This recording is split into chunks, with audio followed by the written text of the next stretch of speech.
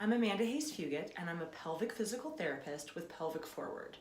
Today I want to talk about muscle overuse or muscle guarding. Are you someone that holds your abdomen? Are you a butt gripper or a shoulder gripper? Some people even hold tension in their pelvic floor. Overusing a muscle is just as detrimental as underusing a muscle is. None of our skeletal muscles or our voluntary muscles in our arms and legs are meant to be held all the time. If you activate a muscle even 60%, it shuts the blood flow down in that muscle, which means it can't get oxygen and good nutrients into it, and it also can't eliminate its waste. So over time, that can give you pain, trigger points or little knots in your muscles that can make them feel not great. It can also help your muscles to not work properly. You can't turn them on and off the way that you're supposed to. And it also decreases the strength of the muscle, right? If I was trying to work out my arm, I wouldn't walk around just holding it like this all day long, right? You need to completely contract and relax that muscle over time with rest to be able to get good use out of that muscle.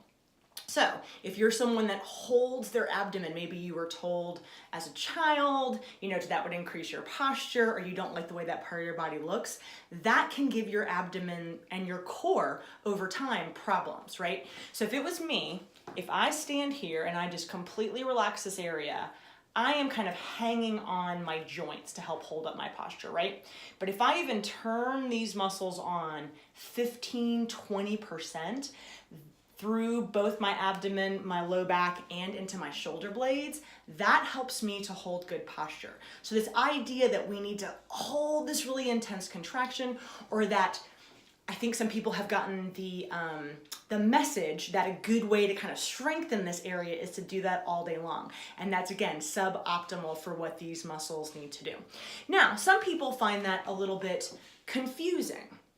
So I use your arm as an example. Again, if I relax this part of my body, right, my arm doesn't fall off. If I walk around with my muscles all the time like this, that will give it problems. There are neurological processes in place to hold normal tone in parts of our body, even when we're not actively activating it. And the same thing is true of our pelvic floor. Sometimes I've got patients that just believe that they need to hold those muscles up to support their organs or keep their sphincters closed all day long. And I promise you, if you relax this area, those neurological processes will keep urine, feces, poop, and pee from coming out when you don't want to. Now, if you were to jump and you were to change what you're doing with that part of the body where it needs to absorb pressure, then you would need to activate it during that absorption period and relax it when you are done. Now, the other thing I'll hear is once you've held a part of your body for a while, it can feel weird in the period of time where you're transitioning away from that, whether it's your shoulders or your pelvic floor. If your body believes that this is normal, this is what you've taught it is normally how you're going to hold this part of your body, with changing that, initially it's going to feel strange. It takes habits, it takes weeks and months to make habits and muscle memory in our body to create that, and it will also take that period of time to make that go away.